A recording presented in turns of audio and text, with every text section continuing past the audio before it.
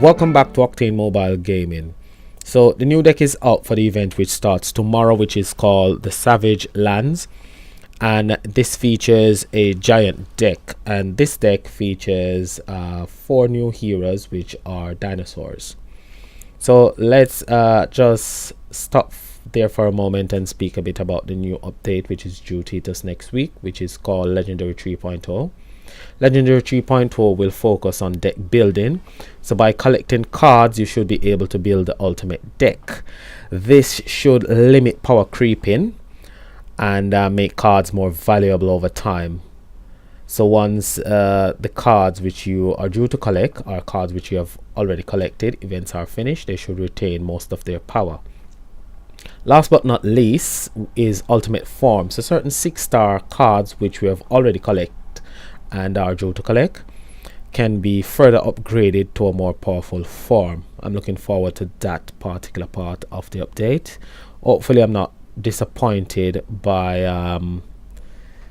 the update, because we've had a few updates in the past and recently that are quite disappointing, apart from the leader skill mechanics which we got 8 weeks ago, and being able to collect the master collection card by collecting 6 unique runes. Those were 2 updates which were a stroke of genius.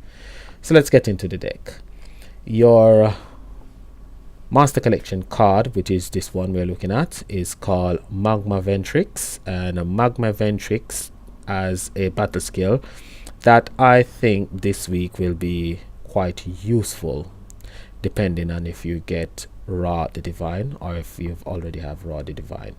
So it actually creates 4 firepower gen 4s. This effect is doubled while under the effect of Smoldering buff. Charge rate 9, cooldown 5. After the third attack, it increases giant hero's attack by up to 30% at a rate of 7.5% plus an additional 7.5% per 100 intensity. Your support card, Smoldersaurus, and Smoldersaurus will create 1 fire gem for the next 3 turns, and on the 4th turn after creates 5 fire gem, and if above 100 intensity, apply Smoldering status for 1 turn and heal for 2000% of hero recovery. The Smoldering effect actually powers up the skill of all the other cards, which is your ultra rare, your master collection card, and your event card. So next we're gonna have a look at our event card, which as usual does run about the same thing like your master collection card.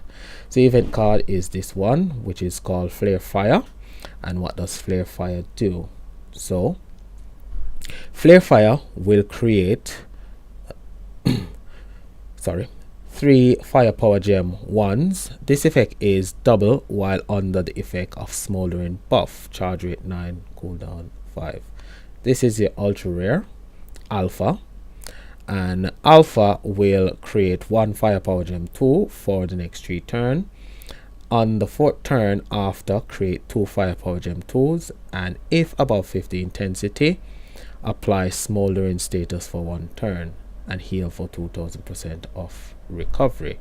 And Smoldering power up certain skill.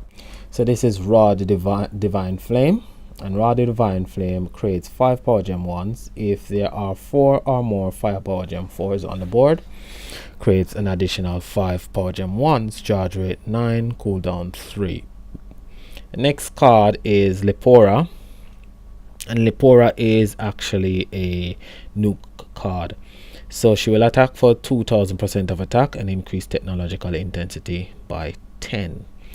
The next card up is called the Dragon Dancer, which is a good card as well. So the Dragon Dancer actually creates 2 firepower gem freeze, charge rate 9, cooldown 3, and it has a passive as well.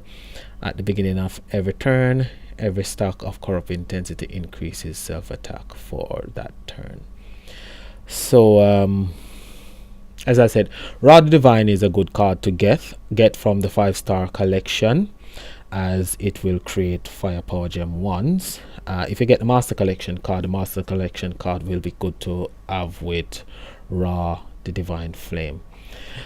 The support card for this week doesn't spawn as much gems as I would like, but it is handy as a damage dealer, so it will deal a lot of damage, especially if it can be awakened once or twice. So cards to have this week, and cards you can actually just forget about. You can forget about the ultra rare. It's no point chasing after the ultra rare unless you can get the ultra rare on the first tier of the support pack.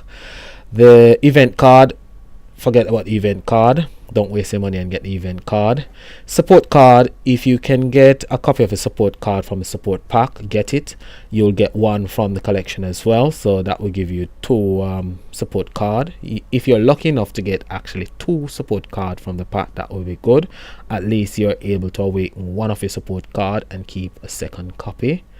Raw the Divine Flame, if you get that one, try as much to get the Master Collection card. If you don't worry about it. There should be other cards in your deck that you can actually use to generate Power Gem 4s.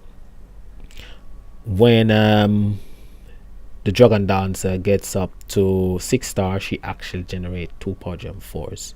At the moment she generates Power Gem 3s. So that's all I've got for you this week. I should see you tomorrow on the next video, or Friday, depends on how the first day of the event goes. And we'll be looking definitely on building a deck that can actually enable us to finish as high as possible on the solo leaderboard. So I'll see you on the next video. Leave a comment below. Your comment is very important. Like, subscribe, and as always, this is iOctane saying have a great day and peace.